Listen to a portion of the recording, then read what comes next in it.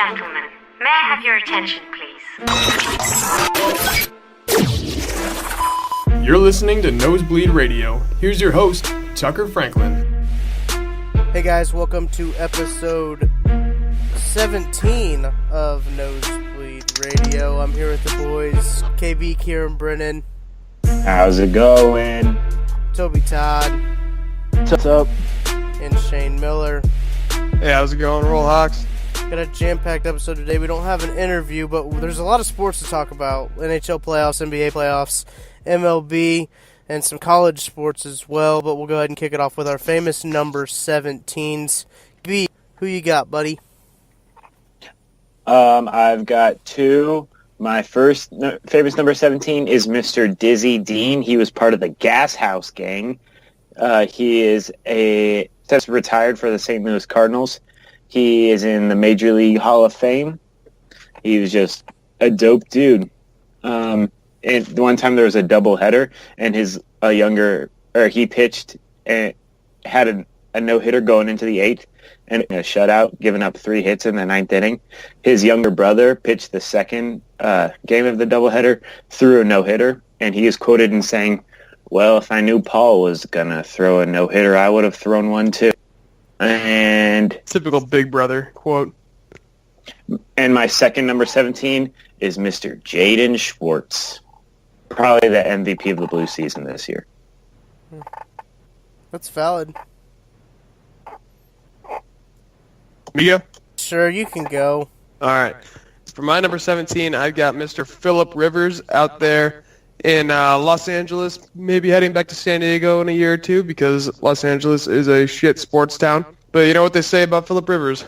Don't drop the soap because he's coming from behind, because he is perpetually coming back from being down in the fourth quarter. So, yeah, Phillip Rivers. Everybody? Toby, what do you got? Well, usually I do a famous Celtic, but this week it's kind of sad, so it would have been John Havlicek, but it's not going to be him this week. And instead it's going to be Devin Funchess, former Michigan man. Now he plays with the Carolina Panthers, most underrated receiver in the NFL, going to be a star next season. Very good. I like Devin Funchess. The Funch Bunch. Funches of Funches. The Funch Bunch. My number 17 is Scott Hartnell, who played for the Nashville Predators. We drafted him. He played for the Flyers as well, went to Columbus, got him back. He's not coming back next year. But it was nice to have him, for old time's sake, you know. Nice to get players back. That's probably what they'll do with, like, Billy Butler or something. We're going to bring Bo Jackson back. And then he's going to take his victory tour. Right. And another number 17 that's the number of the longest winning streak in NHL history. The Pittsburgh Penguins achieved it in 1993. 17 years? No, 17 games. Oh, okay. Which kind of is back to back. Shout out Scott Wrestling, who's won the last 21 state championships. Which is funny, you say something about 17. That's the number of the record for most NBA championships in NBA history, which goes to Toby's Boston Celtics. And mine. And your Boston Celtics. Jeez. My bit emoji right now is Netflix jersey. You should probably take it off because it's not basketball season anymore. Not for me. We'll go ahead and just go right into that. After that Game 7 where LeBron just kind of, took over, does what LeBron does, what took to the, what is it, 8th straight year? Yep, since 2010. I can't even believe that. That's, not even real. Jordan it's crazy, never did that. All those things that come out, like last time LeBron didn't make the Justin Bieber's Baby had just come out. It was number 1 on the charts or whatever. That seems like a millennia ago. That was not 8 years ago. I feel so old. His song Baby had just came out. Not his actual child had just came out. Oh, yeah. To clarify, the song Baby featuring Luda. Hey, when I was 13, featuring Luda. I had my first love. It's crazy, though. How can you not say he's... I mean, I guess there's arguments. He's the best player in the world. He's the best player ever, in my opinion. He went to 8 straight finals. The people say, Jordan won 6, 6-0. But I don't know, man. This guy single-handedly made it to the finals this year. He got less help from the rest of the team. They were better without Kevin Love. Their plus with Kevin Love was their plus minus was like minus 18 with Kevin Love, and plus like 20 without him. Right. I was listening to pardon the interruption today, and they have what's his name, Wilbon. Yeah. Who's a big Chicago guy, and he was saying like, oh, Jordan's better because I'll say this right here, 6-0.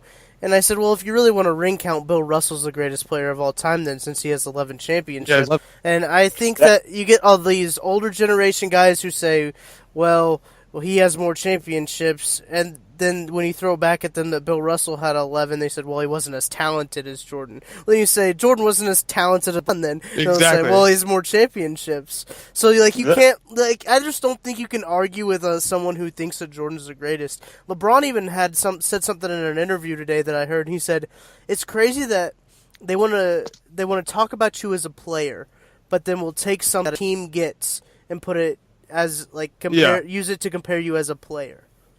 Yeah. Well, if he wins the championship this year, which I don't think he will, it will literally be an individual championship. Oh, yeah. Because he is out there himself. And right Jordan Clarkson. Him and Jordan Clarkson. Jordan Clarkson's not good much. Mizzou made. The crazy thing about that is, like you say Michael Jordan went 6-0 in finals, but, you're punishing LeBron for making it further, no? Yeah. Right.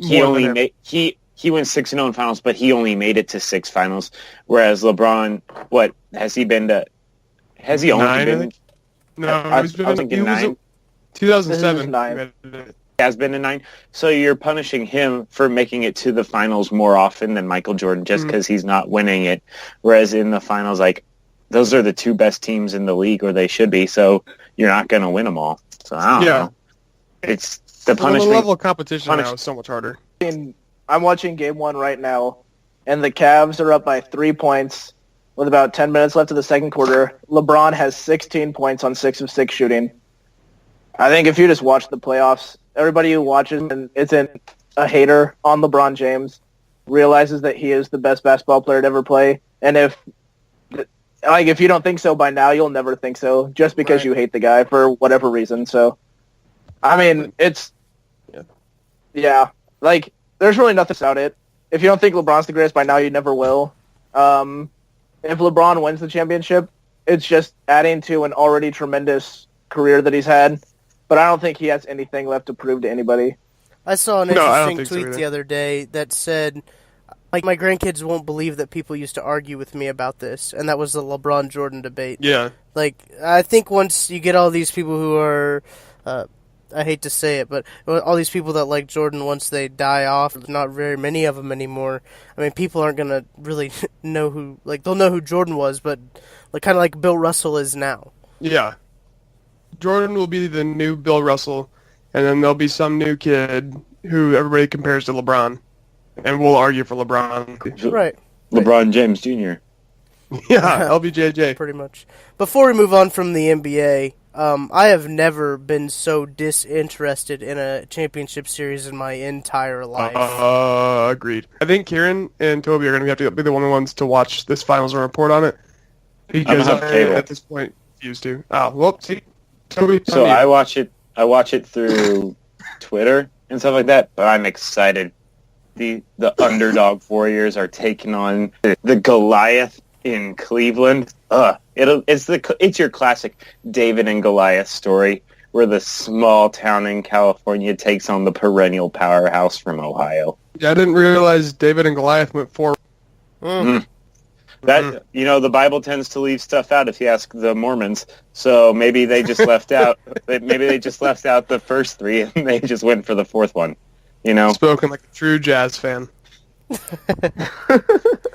Another NBA topic, just absolutely wild. This story broke late, I believe, Tuesday night, early Wednesday morning. The Brian Colangelo burner Twitter accounts. And this is a story you'd only get in the NBA. You're not going to see this really anywhere else. The dude has 5 burner accounts. Focus on football. Yeah. This dude has 5 burner accounts. Focus on defending exhausting himself. That would be? There's actually reports now that it was his wife.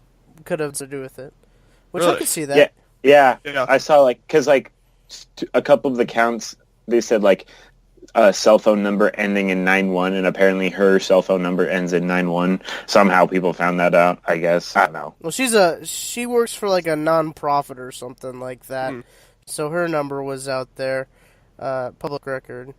It would kind of make sense. She probably bought him those shirts with all those weird collars, and she was pissed that people didn't like them. He does have weird collars. They're That huge. That should not get swept under the rug here. That his No, collars were huge. I honestly I'm thought not- that was the I'm biggest not judging thing about him. this story. I'm not judging him. I'm colorblind. Clap, clap, clap, clap, clap. But this is Right. the craziest thing is this takes all the focus off of Philadelphia.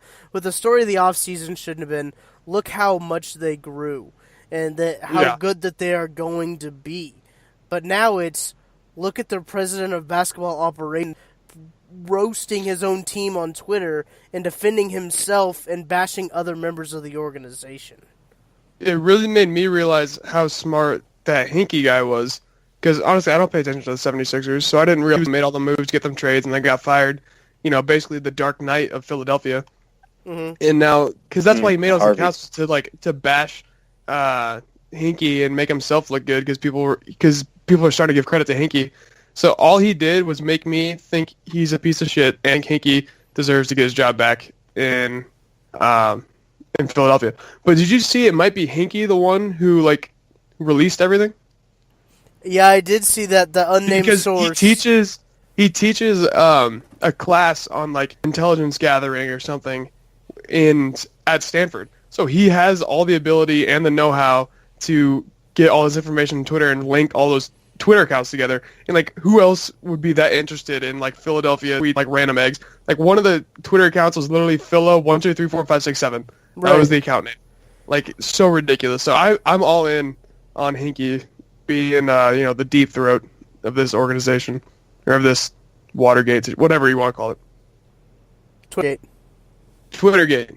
I feel like it's the 15th Twittergate, but yeah. Sixers gate. That's so Philadelphia. Yeah, This is just so Philadelphia. They were so like- butthurt that they won another basketball championship. They're like, we gotta be in the news somehow. So they did this stuff. Yeah. I mean, they're just, with the guys that they have, they're always going to be in the news cycle.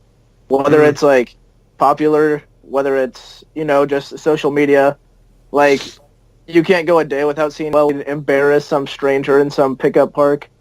Throw the ball off their face.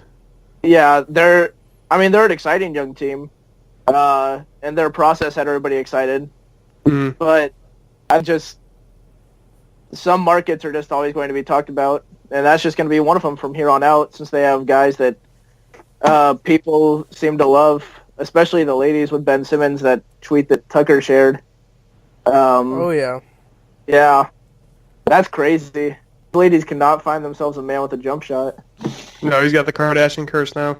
Right, Tristan Thompson, Ben Simmons, Jesus Christ, there will be no made free throws in those relationships. You think if you were in the NBA, you would just steer clear of the Kardashians at this point? Common sense would say that. Yeah, curses might not exist or whatever. Well, why risk it? But they're hot. They just can't resist. They're hot. Crazy. Let's. We'll move on to the NHL playoffs. The Stanley Cup Finals are going on, and this now, fellas, I tweeted after the game got over, we got ourselves a series, boys. All tied up as one. This is the away team Washington beat the Knights at their home crowd. And the Knights keep dazzling us with their spectacular pregame intros. Mm-hmm. I'm so much more excited for this championship than for the NBA. 1,000% times more excited for this. I like both these teams that are in it first off, helps. But the pregame shows in Las Vegas are absolutely ridiculous, and I love it. I know hockey purists are probably pissed because whatever, it's extra entertainment. I think it's incredible. I think it's typical Vegas, and it's just how much I like them, I guess, would be the way to say it. It's a good way to say it. Yeah. It had to be done. You have to go big in Vegas. And they did this for the King series, did the start of the Shark series. and they did it at the start of the conference finals against the Jets. So I think the fans for sure in Vegas have come to expect that. I think the audiences around the country have come to expect that. I think that one thing that's going to be a lot different as we see the series shift is we're going to see a lot more impassioned fans in Washington. And what I mean by that is they'll just be more engaged throughout the game. The little things that maybe go over some Knights fans' heads will be embraced by that Washington crowd, because there's a people who have been wanting so bad for their teams to be successful in the D.C. area. They finally get one. That place is going to be rocking. The fans in Washington are going to be absolutely insane. And I think that the win yesterday for the Capitals sets them up tremendously for the rest of the series going forward, despite the fact that I am probably cheering for the Knights. There's been 15 goals scored in this series, which is wild in 2 games. A lot of people, when they think of hockey, I don't think this is true anymore, when you think of hockey, you think of 1-0, 2-0 games. And in my time as a hockey fan, I've learned that that's just not true. That just doesn't happen. A lot of shooting has been going on, not like the shootings that are bad that people want gun control for, but Dark. Yeah, that was talking politics. I was talking a little bit of politics right there. But Vegas is a wagon, man. I mean, they put pucks on that. The only bad thing about that last game, last night, Wednesday night, was their defense in the slot. Their defense was not very good. You can't expect Fleury to do everything. He's allowed 7 goals in these 2 games, and people are kind of freaking out about that. Yeah. And I saw he got moved down to number 2 in the Conn Smythe power rankings, which is just absurd because that dude's his goals against average is 188, which is an goals against average in the playoffs. And I think that even if Vegas doesn't win the Cup, which I think they will in 7, like I wrote in my blog, but even if Vegas doesn't win, he still will win the Conn Smythe. Yeah. No, he's playing as well as I think he's not getting a lot of defense with that. But having said that, Vegas' offense has been phenomenal. They seriously swarm the net like just a pack of bees, or whatever you call it, grouping of bees. But they're all over the place. They skate so fast. Times Washington is struggling to keep up with them in the transition. So I agree. I think Vegas wins on 6 now, just seeing how good their offense is looking. But I'm just so excited for this series. It's been incredible so far. Holtby had an all-time save. That's going to be on highlight reels in Washington for the next 50 or so years. That was incredible. What do you think that ranks in all-time DC moments? Because, you had Riggins in the Super Bowl. You have Worth in that home run. This got to be up there as one of the greatest moments, especially for people about our age. This has to be one of the best moments in DC sports history. It really depends on, if they win the Cup, it'll make it way bigger. Right. But it's way up there. I agree. And I just did a quick Google search of a group of bees, and it's a swarm. Okay, so I was right. Mm-hmm. I think there's very few moments that I can remember watching sports in recent years that have been, much to talk about. I think Bryce Harper's home runs off Hunter Strickland in that postseason were incredible. Because I still remember both of those home runs like they were hit yesterday. The Redskins have been terrible. The Wizards haven't done much. Paul Pierce had that game winner. Paul Pierce had that game winner when he was with the Wizards. But yeah, aside from a few Redskins Super Bowls in the 80s, Doug Williams coming in as the backup and leading them to a Super Bowl, I think that moment probably will go down as one of DC's finest. Yeah. We'll go ahead and move on to the MLB. Karen and I talked MLB every Mondays on Turn 2 podcast. We're entering the month of June now. Dog days. It's starting to hit the dog days of summer. We kind of touched on this last week, but Rizzo's controversial slide versus Pittsburgh. We want to know what you, Toby and Shane, think about it. I don't think it was that bad. I think people are trying to make more out of it than it is. I was talking to Matt Verzel, friend of the program. He gets mad when I call him Matt, so we'll call him Coach Verzel, because I now work for him for Paisans, but we were talking about that, and he said, I always judge it by like the catcher's reaction to what happened. So when he slid into, I can't remember who the catcher was at the time, but he slid into him. He didn't pop up and get pissed and angry right away. I mean, he hurt obviously, but he wasn't pissed and angry. It was another play for him, you know. So if the catcher who was involved in the slide isn't super pissed off about it, I wouldn't think it's that bad. I think if the catcher felt it was okay, I'm okay with saying it was okay. What about you, Tobes? I'm a Rizzo guy. I like the Cubs. I respect Anthony Rizzo a lot. He was definitely sliding with the intent of breaking up that double play, which, you know, is sort of what you're taught to do, is you're taught to break up the double plays and all that. But clearly the slide was way up the line. You know, he had to reach his hand back in order to get any part of the plate. All in all, for what he did, it got the job done that he wanted it to. Right. You know, because the Cubs scored a few more runs on that play. He didn't get suspended. He got to play the next game. But to Shane's point, the Pirates did have a chance yesterday, I saw, to get back at Anthony Rizzo. He made a play. He dove on first, reached his leg back, touch first. Josh Bell, who is a stud for the Pirates, could have very easily stomped on Rizzo or said, you know, done any number of things. And, you know, he chose to take the high road, jumped over him. Jumped over him. Yeah. That was an incredibly athletic play by Rizzo, by the way. Yeah. Oh, yeah, that was. That was fantastic. Yeah. I mean, MLB didn't take a whole lot of action against it. I don't think you can classify it as, you know, extremely dirty. It's not one of those Utley slides, but in my mind, it was an illegal slide, and it should have been catcher interference. After we recorded the show on Monday, I was scrolling through Twitter and I saw a tweet from Keith Law that kind of sums it up. He said, by the letter of the rule, it's clean, but by the spirit of it, it's dirty. Yeah. And so, like, within the parameters of it, and so you can't get too upset. Eventually, we were talking about how the pitcher didn't throw at Rizzo the next at bat, but later on in that series, the bench did clear.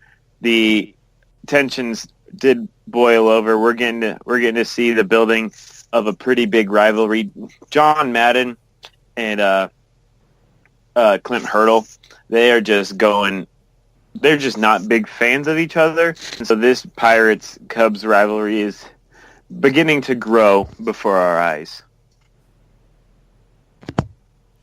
Yeah, well, just keeping with the National League here, you got a kind of changing of the guards at the top of the Nationals track down the Braves in the East. Diamondbacks relinquished the division lead to the Rockies out West, and the Brewers are really owning the Central Division.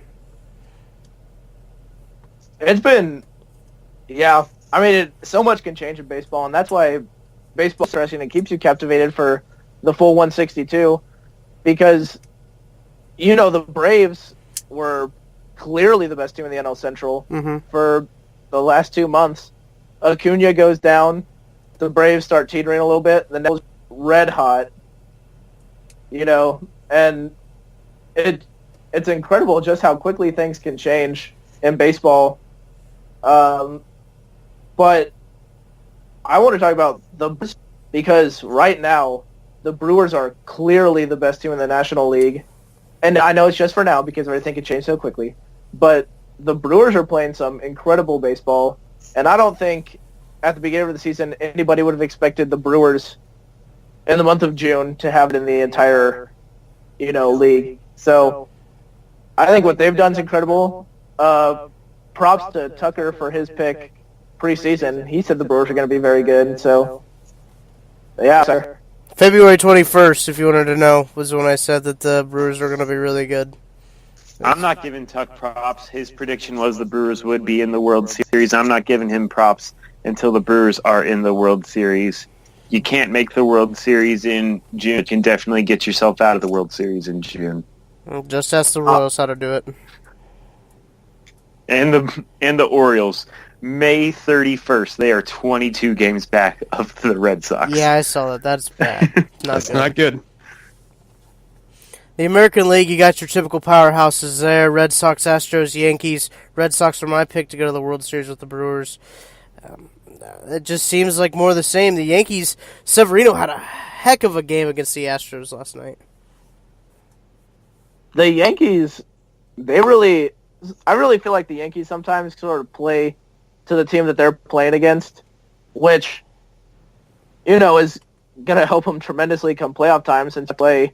I don't think they'll win the East. I think the Red Sox will win the East, which means that they'll have to play a wild card game, then play against those Red Sox probably. But the Yankees, as an entire team, and I heard this stat yesterday about their strikeout rate, which was one of the big issues with them coming in.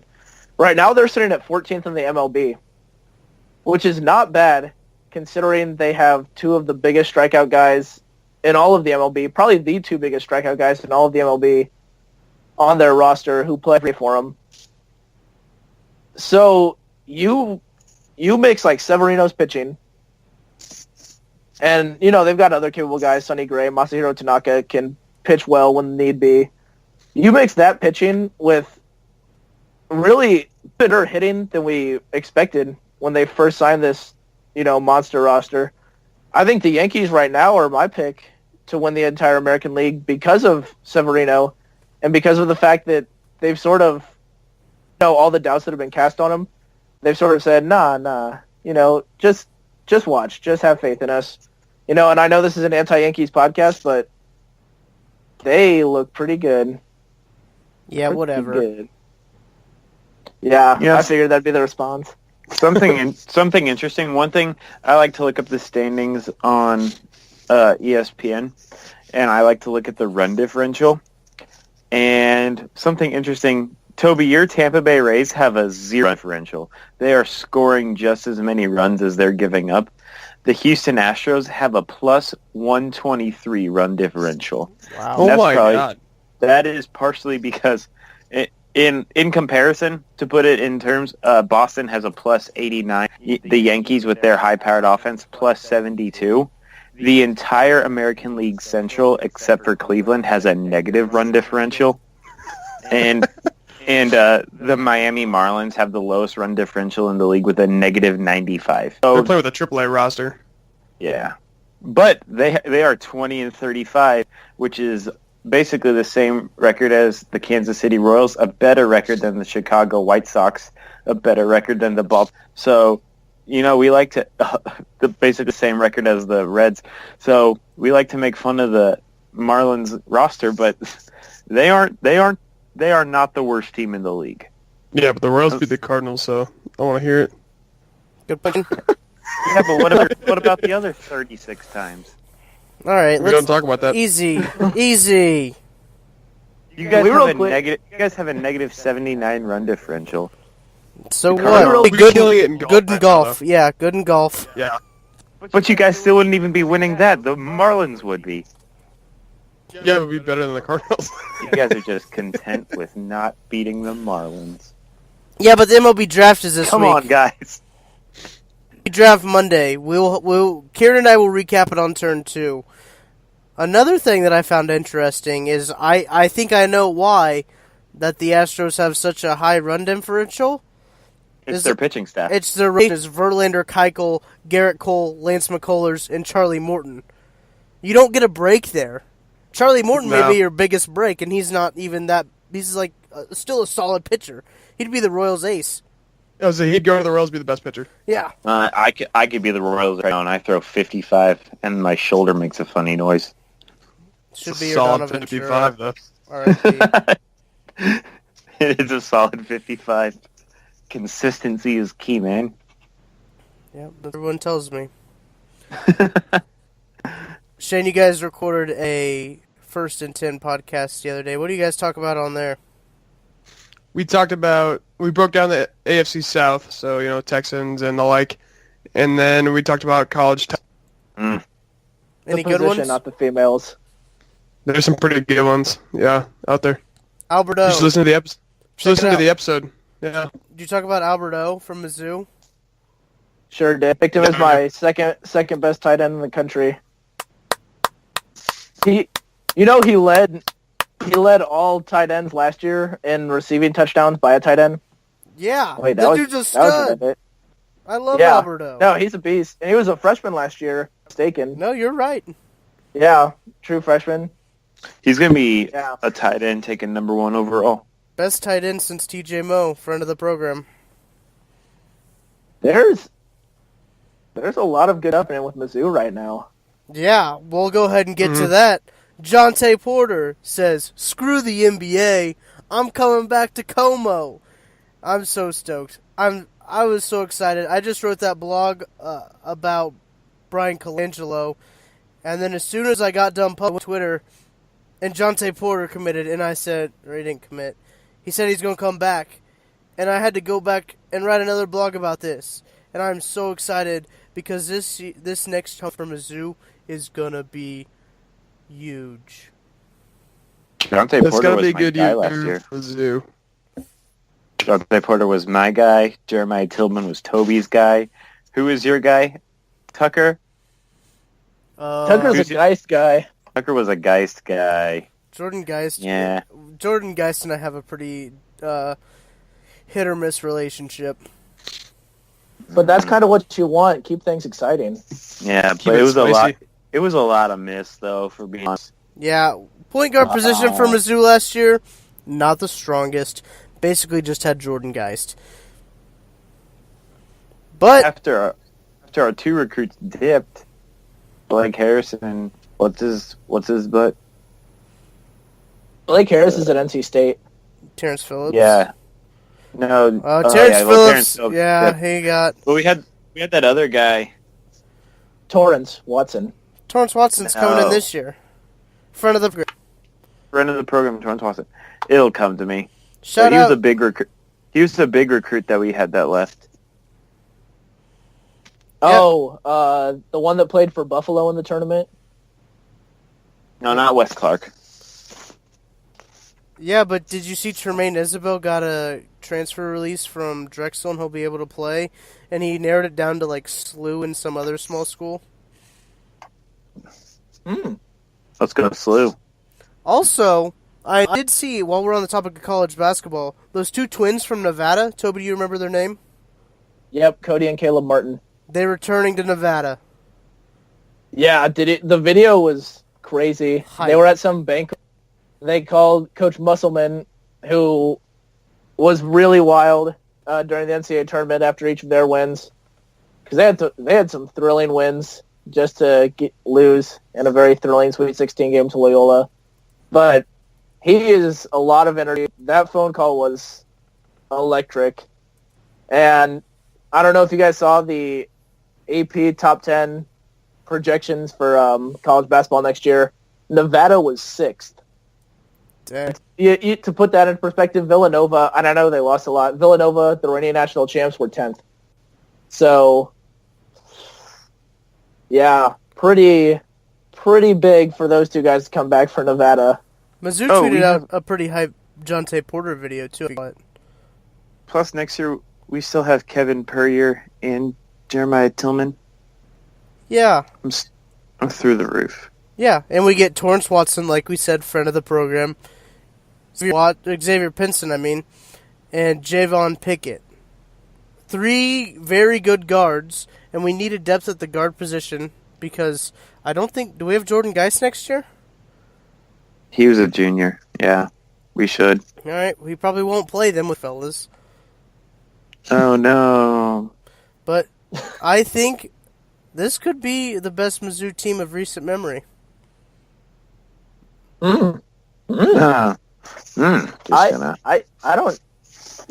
doubt that. You assume, this is definitely a team that'll make the tournament again. No doubts about that.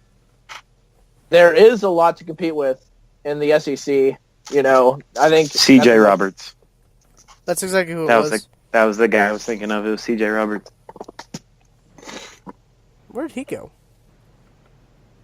I don't know.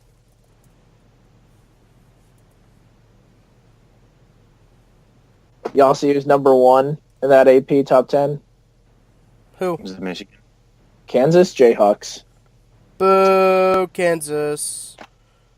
Dude, they got Boo, back. Kansas. They got back Udoka as a Buki. And they had the second best recruit country. I don't know. That's a scary team. Kansas is. You know, Michigan's not top 10, and we just got back Charles Matthews. So the only guys we lost from last year are Muhammad Ali Abdur-Rahman and Moritz Wagner. And we replaced them with a top 50 recruit in the country and Brandon Johns. And then, we lost Duncan Robinson too. I guess our team will look a little bit different next year. C.J. Robinson's going to Texas Tech. Ooh. Yeah, Ooh. that Texas Tech team will be interesting. Because they're still pretty good last year. Especially if they have him now. It's unfortunate that Zaire Smith decided to go. Because he was the guy in the tournament who threw down that 360 alley-oop, which was insane. Probably the most athletic player I saw in basketball last year, hot take. And they lost Keenan Evans, who was their go-to guy in all clutch moments. So that'll be a very interesting team next season. We'll keep it on the topic of college sports. We'll move it to college football. Stay in the SEC. Nick Saban said it's not his fault that he blocks his transfers from going to other SEC schools. Says it's a league rule, but correct me if I'm wrong, but isn't Nick Saban the SEC? No, you're right. Most coaches across the nation do that, though. They block their people from going in the conference. Yeah, it's not a bad rule. I think it's a solid rule. I don't know why people are getting so upset about it. Tucker, we live in a generation where people get upset about everything. Yeah. We live in a generation of not being in love and not being in together. But it sure make it feel like we're together, because we're scared to see each other with somebody else. Tucky, Like okay? perhaps seeing somebody with a younger kid. Scared of that too, aren't Right. we? See, Even any if of it's us ours. with a kid. Yeah. I can't wait. Tell me whether I have a kid or not. Can you guys hear me? Yeah. Okay, my mic said it wasn't working for a while. Can you see me? Yeah. Okay. Yeah. Cool. But yeah, Speaksman and hating rules. Do you see how pissed he was about the new headset rule where you can only have 20 coaches on staff wearing headsets? Only 20? How 20. many coaches do you normally have wearing a headset? Well, it's basically a direct shot at Alabama because they hire a ridiculous amount of coaches and put them all on headsets so they basically have football analysts that aren't really coaches on headsets so they can be talking to each other.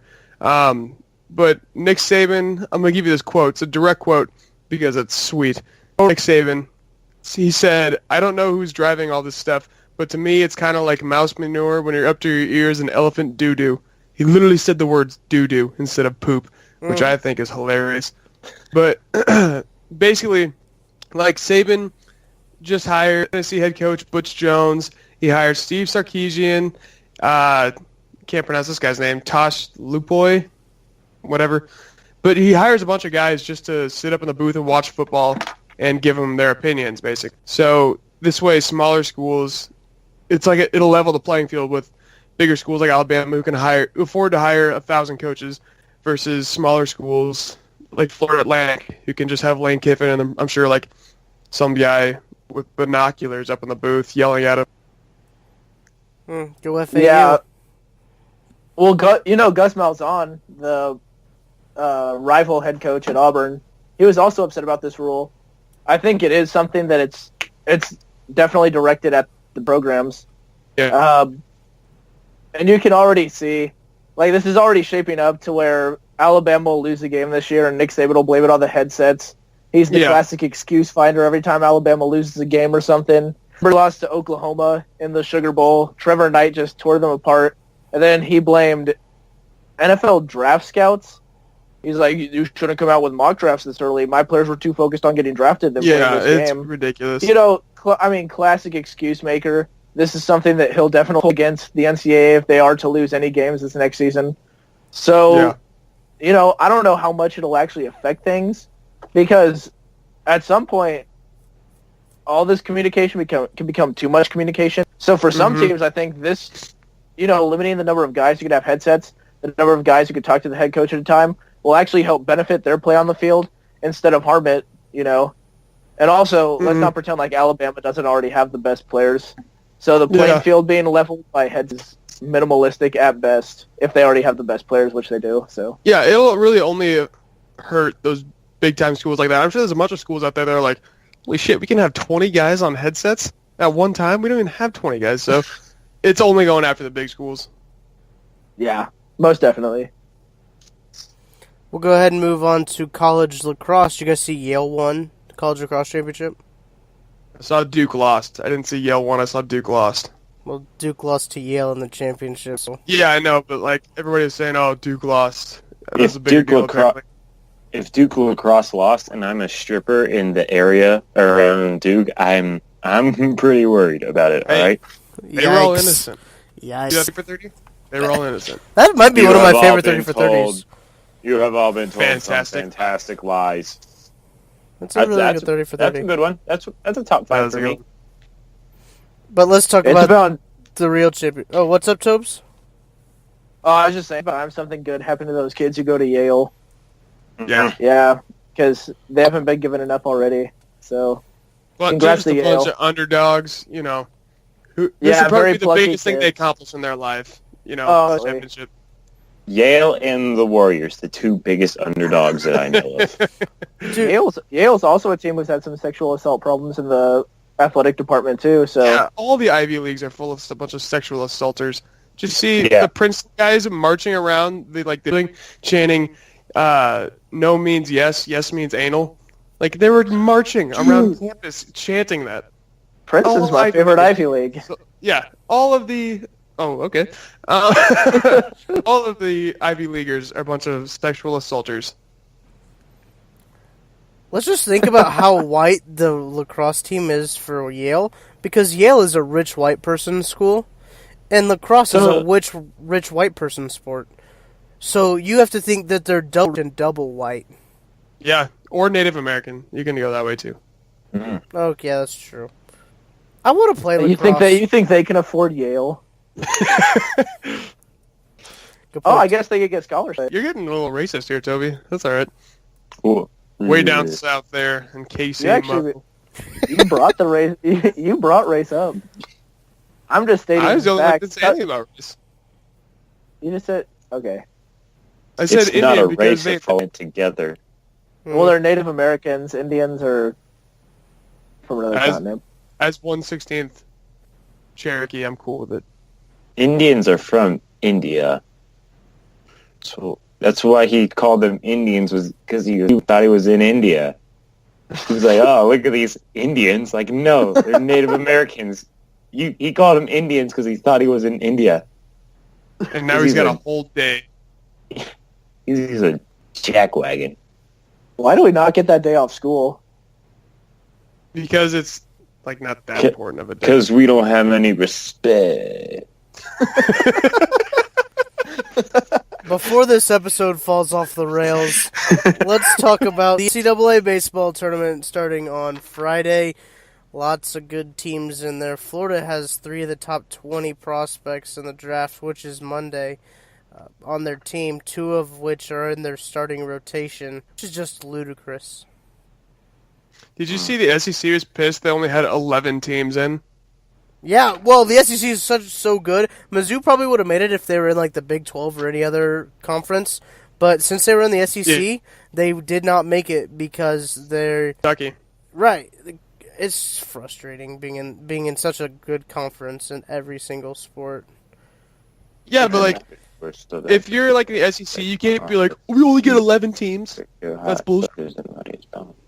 Well, Yeah, if but you that's look how at we the are. teams, if you look at the teams that'll make the College World Series, there's actually only one SEC team that will make the College World Series. I'll run off the list of teams that will make it. 2 ACC, NC State, and Clemson. East Carolina will be there. Missouri State, Oklahoma State, Gonzaga, and LIU Brooklyn. And those are the 8 teams that are going to make it. So, I don't know if Brooklyn's gonna make it. I don't think they're. LIU, Yeah, I don't know if Brooklyn will make it or not. you're just a hater. Fine, the Connecticut will make it.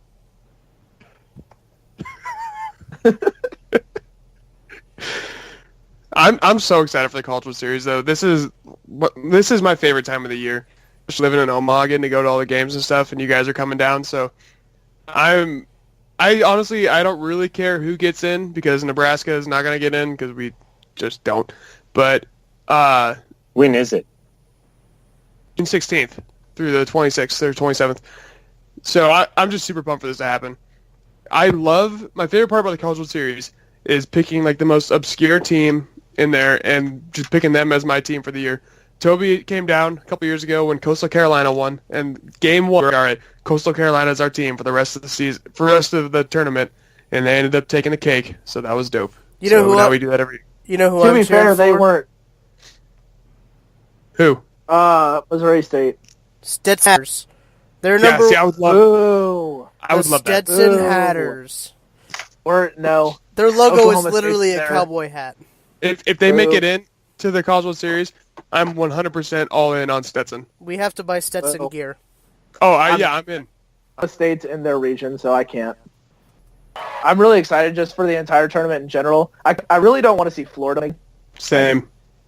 I guess just kind of like last year we saw them win every game like it was 1-0 entering the 8th inning. And then you'd be like, all right, exciting finish. Like, even though there hasn't been any hits up to this point, but bunt the bases loaded or something like that. Yeah. And score throwing errors. Then they'd win 5-0, and you'd be like, oh, well, that wasn't that fun. I hate So- Florida. It's See, I weird how don't we're hate such Florida, but Oh, I hate them. Plus, they beat my Tigers, so... It's I hate- we're such good friends Go when when I have such varying Oh, yeah. sports opinions. We don't from you agree on three. anything. You Yep. three agree on a lot, and then there's just me who's like, you're like, this is stupid. I kind of like it. Yeah, but I the feel like we all Stetson think baseball that- pitching staff has the lowest ERA in America, and they have a Logan Gilbert who has 143 strikeouts this year, but not even a big deal. I'm the biggest Stetson fan I know. You scared, What Toby? about South America? I think he has more than that, too. What about am I Central scared? America? You What about play, East America? you play Hartford first, Toby? No, we play South. Oh, East America just Yeah, that's strip. right. I read this wrong. Yeah. No, Stetson plays Hartford first, I Mhm. believe. Yep. All right. No, Stetson really had like off 11 right. losses on the entire season. That's Yeah, dude. I'm a big That's Hatters wild. guy. I'll be blogging about him tomorrow, Friday. I hope if they go to the You're College gonna World jinx 'em. Series, oh my god! I just saw something in the finals. It was so ridiculous. What was JaVale McGee just tried to dunk the bat, and like as he's bringing it up, hits the bottom of the rim. it? Yeah, Shaq did a full MVP. But if Stetson doesn't have, like, if their home crowd doesn't bring just the most massive cowboy hats with them of all time to Omaha for the College World Series, I will be really upset at them. I'll already be mad at them, but then I'll be really upset. if their they student don't bring section the- isn't called the Mad Hatters, I'm pissed. Oh, that's a fantastic name. Have you been splattered for that matador? You guys have any final thoughts? Yeah, I've got a pretty good one, actually. So, I was thinking, it's dangerous when I get to thinking, if olive oil is made out of olives and coconut oil is made out of coconuts, what's baby oil made out of? Babies. It's the only logical thing. But what is What it if it's really like the- made out the- of? The oil that, like, comes off of babies, It's not. Don't say it's gross. you made the point. I'm just offering suggestions. Okay, I'll go next. So I have this running list of things that I believe are scams. You know, number one on the list is credit. I think credit is a scam. You have to have credit to get credit, and you pay off your credit goes down. I just think the whole credit system, I think it's a scam. Number two, college. I think college is a scam. John Mulaney said it best when he's like, they had you agree to it and you were 17 and you had no idea what you were going to do. You agreed to pay $100,000 at the age of 17, $100,000 you didn't have yet. Number three is aloe vera. I think aloe vera is the biggest scam there is. That's or the not third true. biggest scam there is. No, Because I'm in on that, Kieran. I read somewhere that aloe vera immediately cools your sunburn, but it has something in it where it dries it out afterwards. So like the whole part about your sunburn hurting is because your skin is super dry, and aloe vera, sure, it's cool, but then it dries your skin out. So really, you should be using lotion to take care of your sunburns, like actual lotion and not aloe vera. I just want to watch the game. Toby, what's your final thought? So I work at Hy-Vee. Yeah, Kieran, I think we read the same thing, because I also believe that. All right, I'll restart mine. I think Shay might be on Yeah, top. good thing you and I agree on that, Shane. I think everyone's on tape delay except Toby and I. No, I did that on purpose. Shane waited till Toby talked, and so I waited till Toby talked so I could start talking. Toby, what's your final thought? So I work at Hy-Vee. I work in the dairy department, and we share a cooler, essentially, with the frozen department. And today, this guy who works in frozen came back, and they pull stuff off the shelves if it's 2 or 3 days from expiring. And he had these bars, and it was these, like, ice cream bars, basically dilly bars, from Dairy Queen. But I read the packaging on them, and it didn't really have any, like, facts about it at all. It said Magnum Mini. And so, They're of not course, condoms. Don't put your dick in it. Okay, see, I was worried about, this was the same company that now decided we're not selling enough condoms. People are going raw dog. So we're going to instead start selling ice cream. And so I was just a little bit confused when I first read the packaging. And it wasn't until I finished the entire ice cream bar that the manager of the frozen section said, that Magnum tastes good, and I was concerned. Yeah, it's not the same company. I looked it up. Okay, good. Because they're commercials. Like, they sell these ice cream in commercials like they're selling condoms. Like, very, very sex-positive commercial. But it ends up being about, like, ice cream at the end. Yeah, very seductive. No, But it's about ice cream. There's, like, a catchphrase for Magnum ice cream. Oh, I know exactly. It's very sexual. Let me find this, because Oh, so their catchphrase is, for those who seek pleasure. Yeah. It's just like high-class ice cream. Yeah, very high class. There's a grocery store in Hamilton, Missouri called High Class Foods, and it's spelled HI-KLAS. With the K. High Class. Hamilton Tiger Cats. Not Hamilton, Ontario. That is Toby and I's football or Canadian football team, the Hamilton Tiger Cats. We're winning the Grey Cup next year. Don't at me. My final thought, Vladimir Guerrero Jr. went 0 for 4 for the Fisher Cats on Wednesday to snap his on-base streak to 37 games. He promptly singled in his first at-bat on Thursday. The last time he went 2 consecutive games without a hit, July 20th and 21st of last year. If you guys listen to the Turn 2 podcast, you know that I am a big Vlad Jr. fan. That's wild statistics, Tuck. But a measly single, that's not going to get you called up. Mm-mm. You're right. He's got to be jacking bombs. Yeah. Hitting nukes. Did you see that LSU guy, LSU the pitcher? Yeah. He told his coach, he said, "Coach, I hit nukes in high school." Yeah. But And he his didn't. Never did.